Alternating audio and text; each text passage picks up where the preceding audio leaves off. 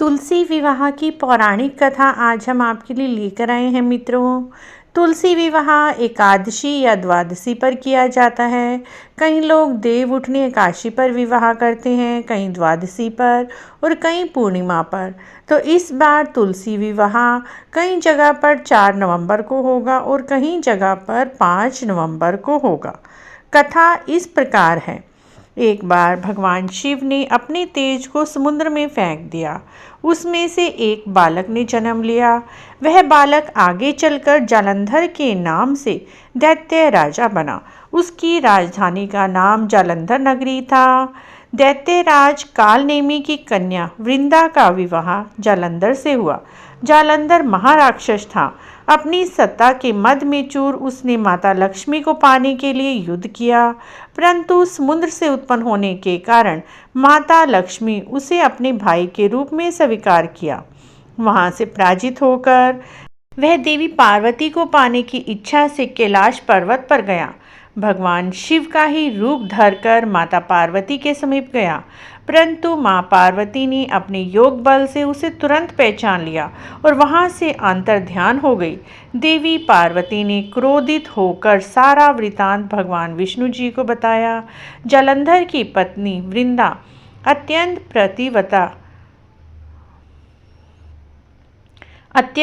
पतिव्रता स्त्री थी। उसी के पतिव्रत धर्म की शक्ति से जालंधर ना तो मारा जाता था और ना ही किसी से हारता था। इसीलिए जालंधर को नाश करने के लिए वृंदा के पतिव्रत धर्म को भंग करना बहुत आवश्यक था। इसी कारण भगवान विष्णु जी ने ऋषि का वेश धारण कर उसी वन में गए जहाँ पर वृंदा भ्रमण कर रही थी। भगवान के साथ 2 मायावी राक्षस भी थे, जिन्हें देखकर वृंदा भयभीत हो गई। ऋषि ने वृंदा के सामने पल में दोनों को भस्म कर दिया। उनकी शक्ति देखकर वृंदा ने कैलाश पर्वत पर महादेव के साथ युद्ध कर रहे अपने पति के बारे में पूछा।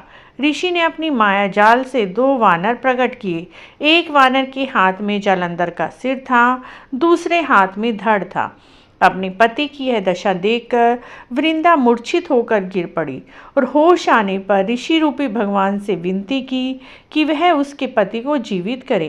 भगवान ने अपनी माया से जालंधर का सिर धड़ से जोड़ दिया, परंतु स्वयं भी वह उसी शरीर में प्रवेश कर गए। वृंदा को इस छल का तनिक भी आभास न हुआ। जालंधर बने भगवान के साथ वृंदा पति की तरह व्यवहार करने लगी, जिससे उसका सतीत्व भंग हो गया। ऐसा होते ही वृंदा का पति जालंधर युद्ध में हार गया।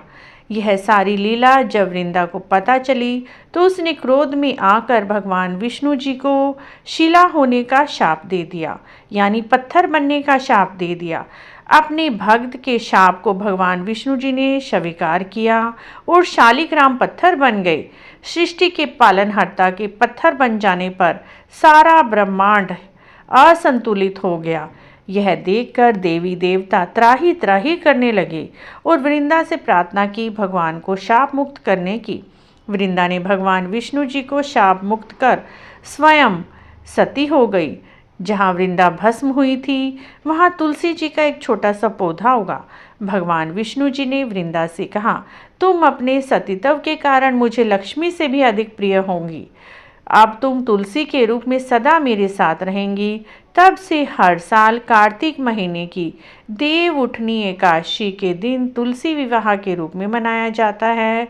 इस दिन सभी मनुष्य भगवान शालिग्राम जी का तुलसी जी से विवाह करते हैं और इस लोक और परलोक में विपुल यश प्राप्त करते हैं। इस प्रकार मित्रों, शालिग्राम भगवान जी और तुलसी जी का विवाह भारतवर्ष में हर मंदिर में, हर घर में किया जाता है और जिन पति पत्नी की कोई कन्या नहीं होती, विशेष रूप से वे तुलसी और शालिग्राम जी का विवाह कर कन्यादान का फल प्राप्त करते हैं। मित्रों, कहा भी जाता है जिस घर में तुलसी जी होती हैं वहाँ के यमदूत भी असमय नहीं आ सकते। मृत्यु के समय जिनके प्राण मंजरी सहित तुलसी या गंगा जल मुख में रखकर निकलते हैं, वह पापों से मुक्त होकर वैकुंठ धाम को प्राप्त होता है। जो मनुष्य तुलसी व आंवले की छाया में पितरों इस प्रकार मित्रों, देव उठनी एकादशी 4 नवंबर 2022 को है। इस दिन शालिग्राम जी और तुलसी जी के विवाह की यह कथा अवश्य ही सुने। तुलसी और शालिग्राम जी की कथा सुनने सुनाने का भी बहुत अधिक महत्व है। इससे भी 100 गायें दान करने जितना फल मिलता है। आपको यदि यह कहानी अच्छी लगी है तो प्लीज़ हमारे चैनल को जरूर सब्सक्राइब करें, लाइक करें, वीडियो को शेयर भी करें। कमेंट बॉक्स में जय तुलसी महारानी नमो नमो अवश्य लिखें।